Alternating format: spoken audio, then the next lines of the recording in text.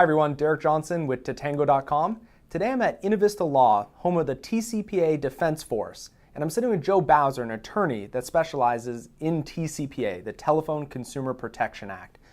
So one of the questions we get asked, Joe, all the time is, what does written consent mean? Because that's part of the Telephone Consumer Protection Act. When you send a marketing message, or sales or solicitation, you have to get written consent.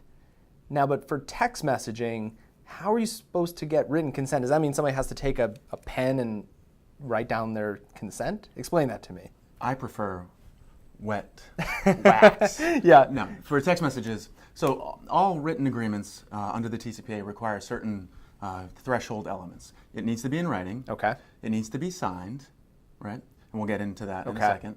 It needs to know, you need to know which number you're giving consent to text. Okay. They need to know that the messages are going to be marketing messages. Yep. And they need to know that they're going to be auto-dialed. Okay. Right? So you just raised the question of how do they sign this thing? One of the best methods for SMS is to use the double opt-in method. Okay. Right? So they're going to typically respond to a call to action, right? Yep. Like a keyword, text in pizza to 1, 2, 3, 4, 5. So you know their number, right? Okay. And then your system will generate a responsive message that says, that includes all of those elements, has a link to the terms of service. Okay. And when they respond yes to that message, that yes functions under the e-sign act, which is a permissible form of signature under the TCPA.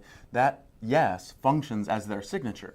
Think about it like a website. So if you go on a website and you click a checkbox, it doesn't feel like your name, right? You haven't, actually put your name on it. Scribbled something onto a screen. But for purposes of the e-sign act, that checkbox or that yes responding to your message functions like a signature. Okay, and that's the e-sign act, right? The e-sign act, right. So the TCPA regulations provide that, assuming that you comply with the e-sign act, that signature qualifies. So you don't need the king's ring and the wax. Sign a piece of paper. Right. Yeah. Okay, so just by replying yes to a text message that has the things that need to be laid out there, that would be considered a person's signature.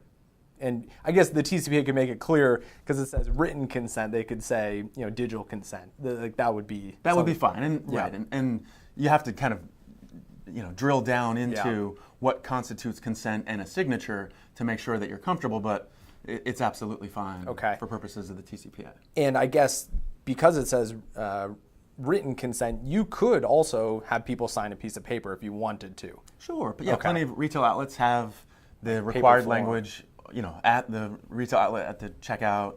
You can have it on your website. Okay. Right? So you can have a website designed that makes sure that they consent to all of those elements. They put in their number. Now, of course, you're making sure, there's nothing there that you can make sure that they didn't fat finger. Type in a wrong phone number. Their wrong phone number, or put in their friend's phone number, right?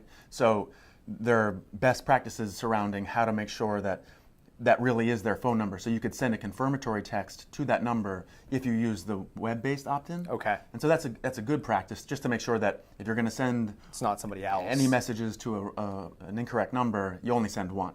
So I guess you're saying is that an e-sign could technically be it could be on the website, it could be at a point of sale, where by putting in your phone number and clicking yes, that could be considered an e-signature. Correct. Or consent. Mm-hmm. If it's via text message, someone's texting like pizza to 1, 2, 3, 4, 5, that would be consent too, but it's also a good idea to just double check that consent to reply yes to consent to all the things that need to be disclosed in the TCPA. Sure. And that probably sounded weird a few years ago.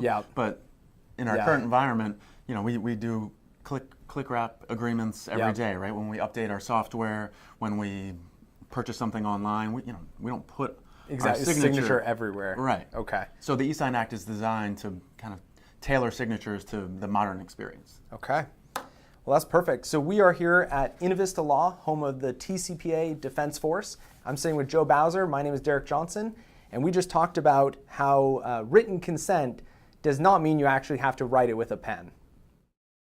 Thanks for watching our video today. If you like this video, be sure to give us a thumbs up on YouTube. If you want to see more of these types of videos, be sure you subscribe to our YouTube channel. And if you have comments or questions, please leave a comment or question in the comment section below.